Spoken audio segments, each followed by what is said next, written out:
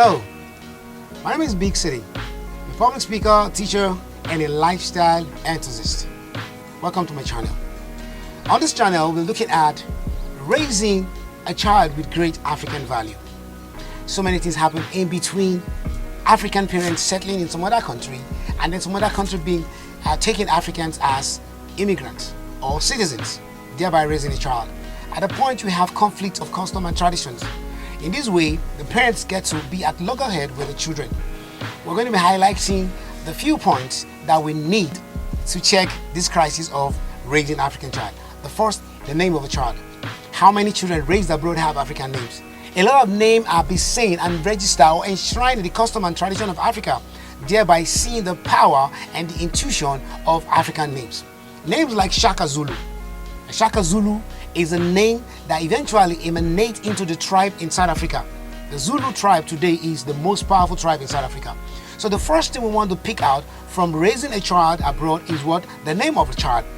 An African child should have an African name, irrespective of several other names that you need to have.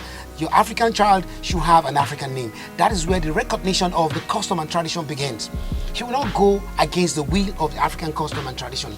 The name of the African child is powerful. It represents the history of the family, the history of the situation of the event before the child was given birth.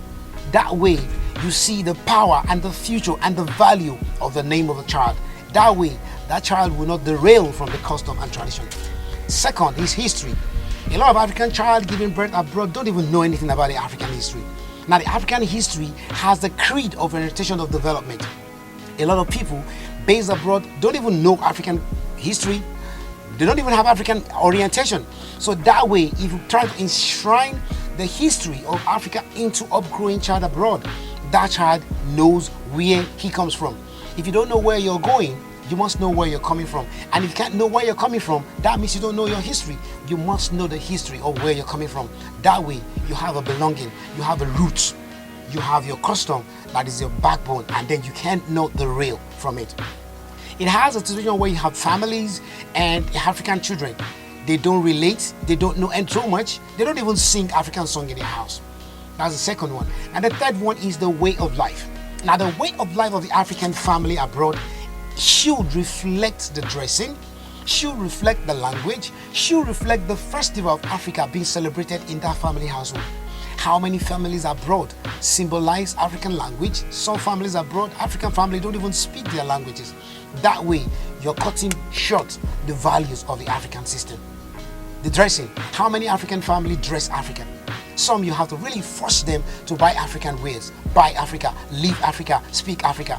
A lot of Africa in the diaspora have spent 40 years, 30 years abroad. They don't even wear African clothes. They don't dress Africa. They don't even symbolize African custom and tradition. And then festival, how many African families recognize a particular festival in their home? How many festivals do you come home to entertain?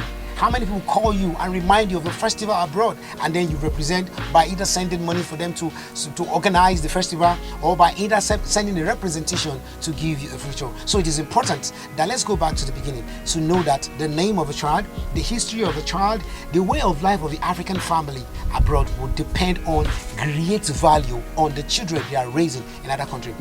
Now, the fourth reason is association. How often do you relate with some other Africans around your neighborhood abroad? A lot of people live abroad, they don't have a connection of their tribe, their countrymen. How often do you meet? I respect the Italians, I respect the Ukrainians. Wherever they go, they have a connection of what? Of their association. They come together. The Italians especially have this link. The Indians live together. Anywhere they go, you know, these people are Indians by their way of life. So association of the people on the roots that where you come from is actually very, very important. And then lastly, visit to Africa. We have looked at one, name, history, way of life, association, and the lastly, which is what visit to Africa. How often do you visit Africa? When you visit Africa with your children, you instill a particular value of African custom and tradition. If you don't take them home often, that means they don't really connect. There's no connection. There should be a bond. There should be a point where they know, okay, this is my roots. I can go there on my own when I'm of age, when I'm 18, when I'm 19, when I'm 20. I can visit home on my own and I can really know that, okay, this is my root. However, do not forget to subscribe on this channel.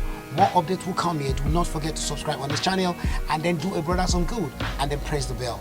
Okay, the next edition will be right shortly.